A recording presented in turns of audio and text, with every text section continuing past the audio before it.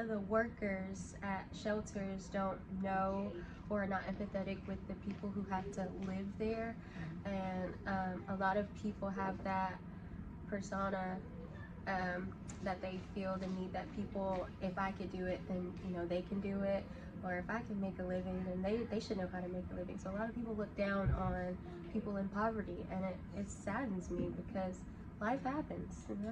You can be in a situation tomorrow with the most money, and you could lose all your money tomorrow. So that's what I've noticed in the shelters that I've been to, that the workers aren't really empathetic with the people that live there. It's like, this is my job, I'm doing my job. Let's start back at the beginning. Can you take us back to when you first connected with Together with Families? Like, what were you doing in life? How did you even hear about Together with Families? So, funny thing, we were not always together with families. We were together for families at first. And I met Sarah when she was working or partnered with Advocates for Children. And I was kind of going through a rough patch. So my mom had met her first, and I had no idea about Sarah. And we had a little encounter to where we had to call DFACS, who took my 7 other siblings into care, but I was unfortunately too old to go into care, and so they told me, look, we can't take you, there's nothing we can do, you're gonna have to figure it out, but here's a number that you can call, and if she can't help you, I don't know who can. And so they reached out to Sarah for me, and the next thing I know, I was getting a call from Sarah. She's like, oh my God, this poor child, she's 18, she's out here by herself. And she's just like, what do you need? Like, what do you need me to do? I'll do whatever. Like, you need money, you need gas. Like, I don't have a car. So she ended up getting me into the Good Neighbor Shelter, which is in Cartersville. And yeah, we were going through homelessness. And when I got there, my life just completely changed. I got into the shelter, and once I left there, I ended up with my first apartment, my own car, and I've been connected with Sarah ever since. Okay, so you just fast forwarded through so much. I'm gonna rewind to a few things here. One, for lived experience engagement, I always do this. We're gonna acronym police. So what is DFACS? The Division of Family and Children Services. And so that is CPS, Child Welfare Agency here in Georgia. And I just want to pull one quote that you brought up. You said, Sarah, if she can't help you, no one can. So yeah. Let's just lift that one up. That's the thing. All right, so I'm picturing this here. So you are 18, still young, still a baby.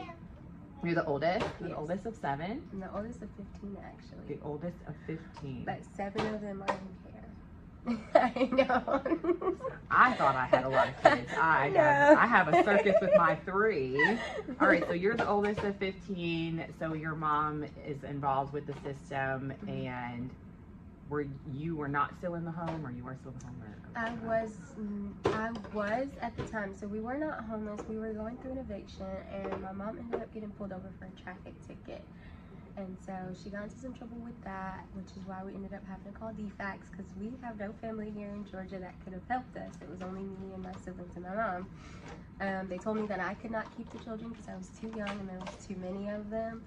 And yeah, that's how that happened. So because we didn't have family, they took the kids. So all of this for you started with a traffic stop. Started with a traffic citation. So the funny thing, my mom actually reached out to DFACS a few months prior. So this happened in April of 2023, and she actually reached out to DFACS back in January of 2023. So we had an open DFACS case short because she reached out to them for help as we were going through our eviction. And they closed our case out. They said, there's nothing we can do, you're good, you still have your house, you're gonna have to find another agency, you're good.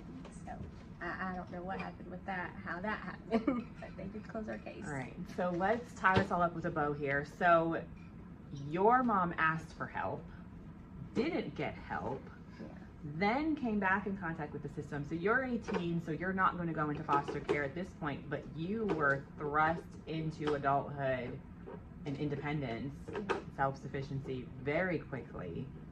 And then someone says, hey, look, you didn't get help, you need help, you just need help, you need to talk to Sarah. Yeah. And that is how you came in contact with Together with Families. Yes. So, or was Advocates for Children then? Yes. So you met Sarah when she was in her previous role. yes, and it was funny, like we watched her, well, helped her, honestly, all of us now helped her build what this is today, and it was amazing helping her do that. You and I both know Sarah. We could sing her praises all day long, but I want to make this even more real for the viewers. So do you have like an event, a memory, like something you could tell us just about that early time, not today, that really shows us like Sarah being relational in action?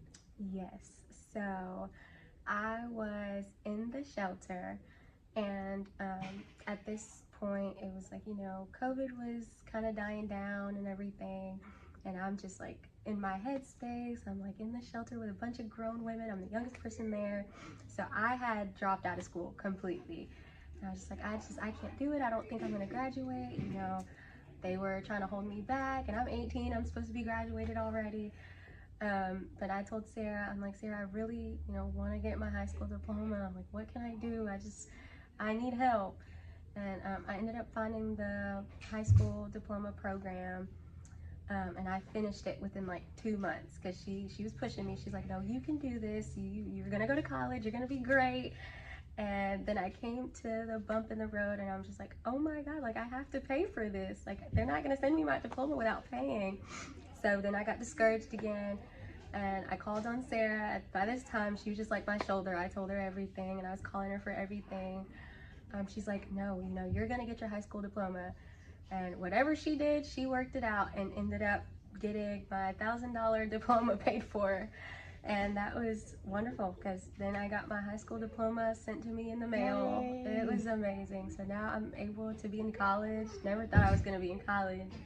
But now I am a first-generational high school graduate and college student. So, Well, congratulations. Thank you. So I'm hearing, one, you said that she was an ear that you can listen to. Two, she rolled her sleeves up. Yeah. Three, yeah. she got things done. Yeah. Made it happen. And four, she kicked the walls down for you. Kicked down doors, broke down barriers, walls, and really set you up not just for one-time help, but like the gift that keeps on giving. Like you have education, you have open pathways for even more. Yeah, definitely. So like having her has really been such a big blessing to me, because she has believed in me. She's pushed me. She's made me get, I feel like, to my full potential, because where I am today was not where I was in 2023. Obviously, your longevity with Together with Families has withstood the test of time. And even, let's just even go back there for a second, because you met Sarah at Advocates for Children. Yes. Now we have Together with Families. So you started all of this, you were 18, and this is a really significant time. Like you are really living life. Like you're in the thick of life and living experience. So Sarah, obviously she's older than you. She's, she's had professional roles, all of it. So she's in a very different place at the time, because she's just going up professionally with her career and all that. And you are gaining stability. You're starting out adulthood. So tell us about your side of, Sarah is moving on from Advocates for Children. She's doing this whole Together with Families thing. What made you stick with all of it? That passion. So I went back and thought about how she helped me, and what person would do something like this and not get paid for it, and then have so much passion, So that's what made me stick beside her, because again, that I just thought back to how I could really tell that she has the drive to help other people, and she does not like to see other people struggle, and you can genuinely tell that. And so being that I went through that situation, and she was there for me, it made me want to be there for other people, because being so young and not having that support, not having the family to rely on, or not having friends to depend on, and she was my comfort, that made me feel warm to know that I could be able to do that for somebody else, especially young adults who were my age, or even moms or families as a whole. Nobody wants to go through a situation with CPS, so if you could just have that help, and that's all somebody needs. And Sarah was that for me. All right, so passion kept you in it and wanting to pay it forward and give back. So you told us the story of who you were before meeting Sarah. Told us about sticking through and being on the design team. So when Sarah and I talked, we heard that you had some recent news and you might have a new role. Do you want to tell us a little bit about that? Yeah, so I recently just got hired on as the engagement and development coordinator. So thank you for having me here today, Haley. Thank you for being here. I just want to let you all know this mic is fake, but just run with it, you all. Hey everyone, it's your girl Valerie Frost, and I am here with Haley. What's your last name? Mickel. Mickel.